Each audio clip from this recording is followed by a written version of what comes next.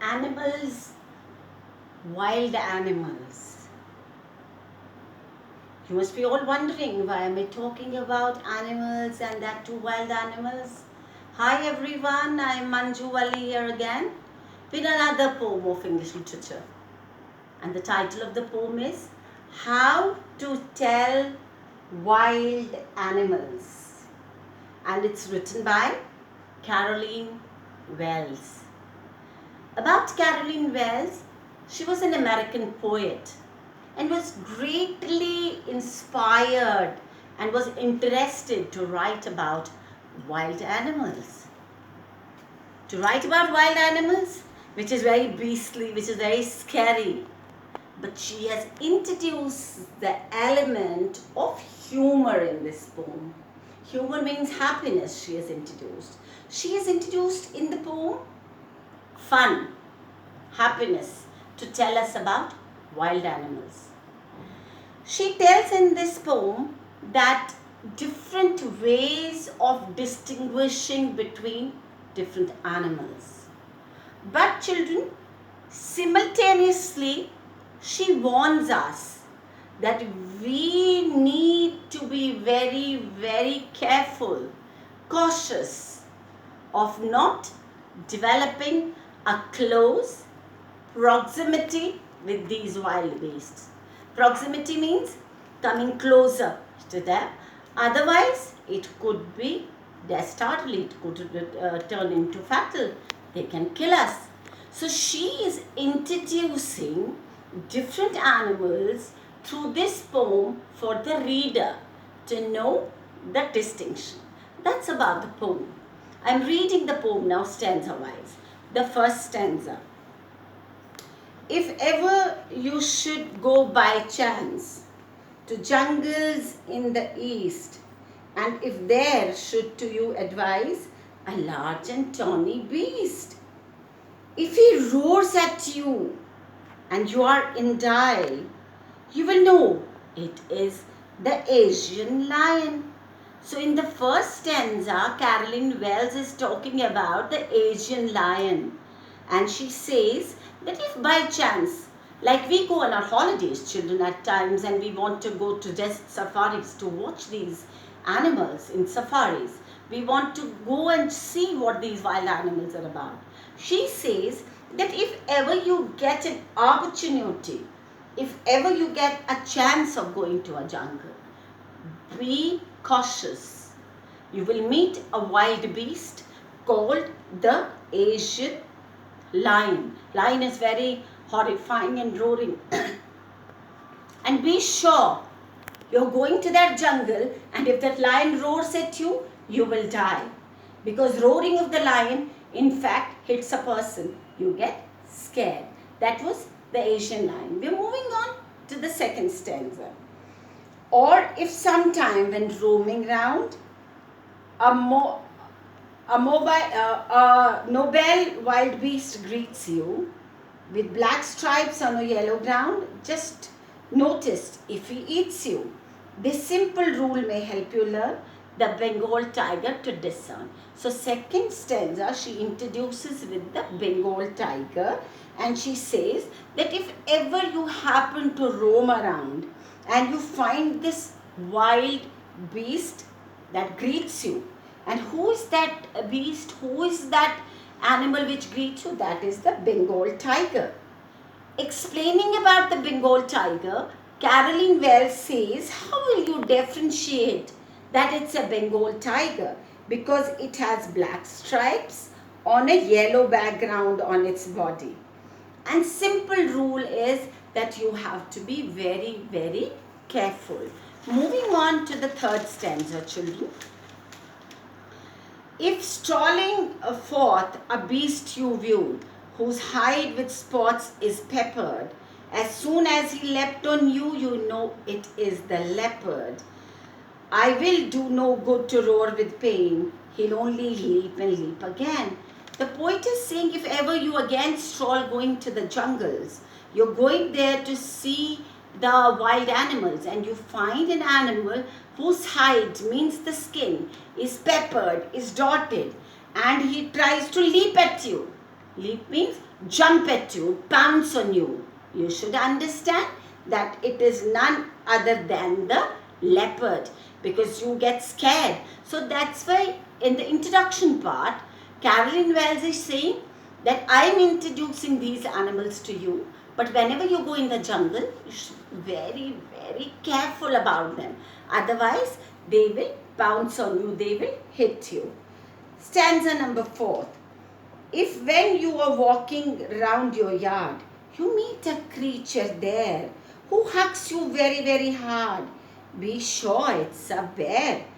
If you have any doubts, I guess he'll give you just one more care. The poetess says that in your own garden, yard, she's referring to the garden, and she says if you're strolling, if you're walking in your garden, and suddenly you find somebody hugging you, and hugging you very, very tight, you should at once think that it is none other than the bear. It's not the teddy bear, you keep on jumping with the teddy bear, you keep on pouncing the teddy bear. It is the original bear. And the original bear, if he holds you tight and leaves you, he can still take you around and pressurize on you and give you pounces so that you are scared of him. Stanza number 5. Though to distinguish beasts of prey, a novice might not know, the crocodile you always need, tell from the hyena this. Hyenas come with merry smiles, but if they weep, they are crocodiles. The poetess sees for a new person in the jungle. How will he be able to distinguish? It's very difficult for that person who's taking care, who has their job, who has taken up a new assignment, to distinguish between wild animals. In this stanza, the poetess is introducing two animals, the crocodile and hyena. She says they are quite different from each other. When hyena eats her victim, when she prays her victim, she laughs, merrily laughs, and her laughter resembles the laugh of a human being. Whereas a crocodile, when he has his prey, when he eats his victim, when he enjoys on the victim, there are tears coming down. So crocodile and hyena are different animals. Hyena enjoys having his victim, laughing merrily, whereas crocodile has the tears in the eyes. The last one. This true chameleon is small, a lizard sort of things. He hasn't any ears or wings. If there's nothing on the tree, yes, it's a chameleon. Chameleon is the last animal she is introducing children. It's from the lizard family. And the chameleons are known for camouflaging. Camouflaging means changing their color as per the situation. She says if you don't find anything on the tree, you should at once know that there must be a chameleon there. And the chameleons keep on changing their colors. They want to hide from others, and as per the situation, they keep on changing the colors. That was a poem. That was a humorous poem. She introduced all wild beasts in a fun-filled manner, giving their distinctive features, making the reader understand how is one animal different from the other animal. But at the end of the poem or the lesson, I always tell you, what did we learn from it? What is the takeaway? The takeaway is that Carolyn Wells is making us aware about these wild animals, but simultaneously, as I said, she makes us aware that you should be careful about them. Number second, what I have gathered from this poem is that it's quite an informative poem, which makes the reader understand the different types of animals. Children. That's the end of the poem. I'm coming to the poetic devices. The first poetic device used is the rhyme scheme. It is A, B, C, C. Then it is alliteration, the rhyming sound, the matching sound of the first alphabet, roaming round. Then we have enjambment, children, in this, when two or more lines are running without a comma or any punctuation mark.